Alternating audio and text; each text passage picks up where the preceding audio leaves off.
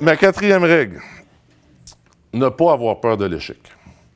Ça, c'est sûr. Quand on prend une décision, il ne faut pas avoir peur de prendre des décisions, mais il peut arriver qu'il va y avoir un échec. C'est déjà arrivé que je suis arrivé dans des compétitions. Par contre, j'ai rarement eu des mauvais résultats. Mais j'avais espérance de gagner, c'est pas arrivé. Il peut y avoir des blessures, mais ça peut être également dans d'autres domaines. C'est pas garanti à 100% qu'on va réussir, mais si on n'essaie jamais, on ne se rendra jamais à échéance. On ne pourra jamais arriver avec les résultats escomptés. Il ne faut pas avoir peur de l'échec. Puis voyons cet échec-là comme un pas en avant pour grandir là-dedans. Parce qu'on apprend beaucoup. Maintenant, je suis un athlète, ça fait 13 ans que je compétitionne. C'est sûr que j'ai beaucoup plus d'expérience. Quand je regarde à l'arrière, bien, je vois les choix que j'ai faits. Certains choix étaient mauvais, certains choix étaient bons. Mais avoir pris aucune de ces décisions-là au début, impossible que je sois là aujourd'hui. Ça, c'est sûr. Ma cinquième règle, la plus importante de toutes, il faut travailler, travailler et travailler.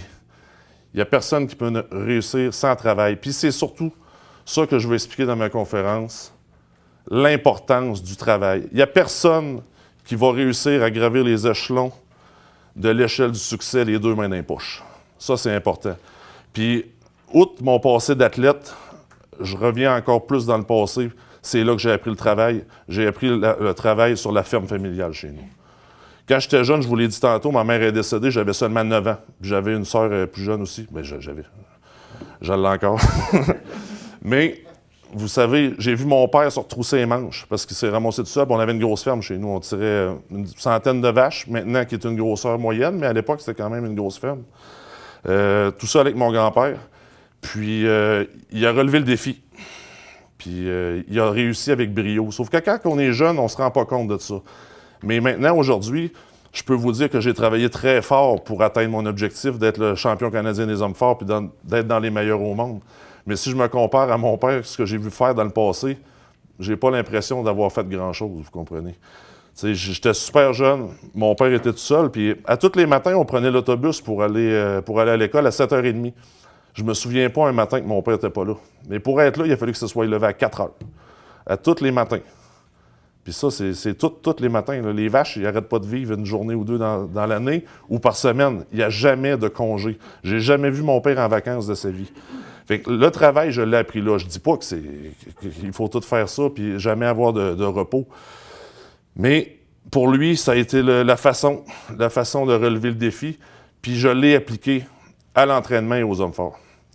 Je m'entraîne comme sûrement aucun athlète de force s'entraîne sur la planète présentement. Oui, maintenant, je suis rendu à 35 ans, j'ai plus d'expérience, mais je vais vous dire, tout ce que j'avais en tête, c'est que je me disais, il y a sûrement quelqu'un à quelque part qui s'entraîne plus fort que moi.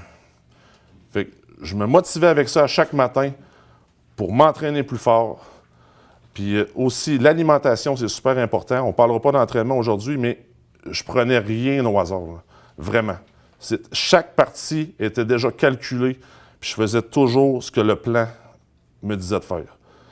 Puis c'est ce qui m'a permis de réussir. Puis l'importance du travail, maintenant, je le vois aussi, parce que j'ai une entreprise maintenant. Je suis président également d'une fédération. C'est pas facile de se dire ça tous les jours pour garder motivé, mais quand notre objectif est vraiment ancré dans notre tête, puis qu'on a fait les 5 règles précédentes, on n'est pas prêt à abandonner ou à « Ah, aujourd'hui, non, je ne le ferai pas finalement ».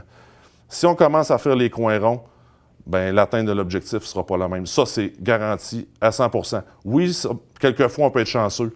Quelquefois, on peut avoir des bons résultats. Quelquefois, un de nos adversaires peut trébucher, puis on va gagner quand même. Mais ça, c'est à l'occasion seulement. Important également avec le travail, c'est de réinvestir sur soi-même. Ça, j'en parle beaucoup. Oui, on gagne des bourses dans les hommes forts. Je suis loin d'être un athlète millionnaire. Vous savez que c'est pas le hockey ou les autres sports professionnels. Mais il arrive que je gagne des bons montants d'argent parce que j'ai réussi à gagner la compétition. J'ai réussi à atteindre mon objectif que je m'étais fixé. Mais toujours une partie de ces prix en argent-là ont été réinvestis. Réinvestis sur de l'équipement. Réinvestis également sur moi-même. Je me suis acheté également j'ai un bain froid chez nous, un spa, des équipements pour la récupération. Je le réinvestis sur moi pour être capable de récupérer plus vite, avoir des meilleures méthodes d'entraînement. Des fois également, je pars à l'extérieur pour m'entraîner avec des athlètes, des meilleurs au monde. Mais ça me prend de l'argent pour payer ces voyages-là, puis avoir l'expérience d'une autre personne.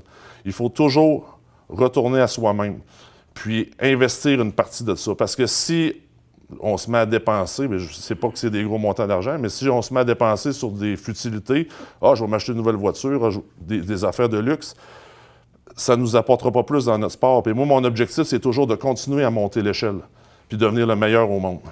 Bien, je me suis dit, c'est sûrement la meilleure façon de faire. Puis également, je me l'ai fait dire aussi souvent parce que j'ai été quand même chanceux.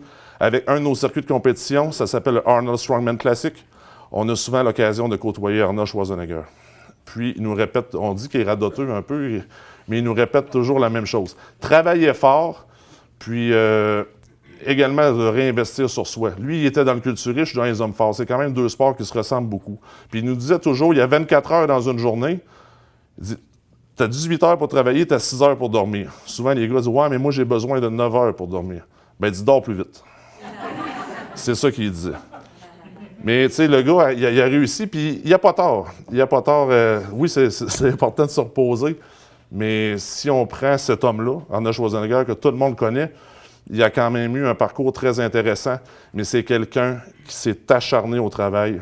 Puis l'acharnement est également important. Quand on ne réussit pas quelque chose, bien, je me suis toujours acharné à le réussir. Je ne réussis pas un mouvement à l'entraînement, je vais le refaire et le refaire jusqu'à temps que je le maîtrise.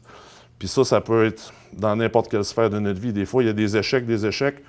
Des fois, il faut prendre certaines choses en considération, mais s'acharner, c'est quelque chose de très positif pour atteindre nos objectifs. La dernière règle que j'ai, puis ça, je ne sais pas s'il y a beaucoup d'athlètes qui l'ont, mais j'ai rarement vu ça dans des conférences, mais c'est de redonner aux autres. Depuis maintenant 6 ans, je dirige un groupe d'entraînement. J'entraîne également des athlètes en powerlifting, qui est un sport dérivé un peu des hommes forts, mais généralement pour les hommes forts. Puis je leur donne un peu de mon expérience. Ils profitent de mon équipement. Ce n'est pas de l'argent directement, mais je vais vous dire qu'avec le recul, depuis toutes ces années-là, ben, le fait de redonner aux autres puis de voir ces jeunes-là réussir, je pense que ça m'a apporté plus que toutes les bourses que j'ai pu gagner en compétition.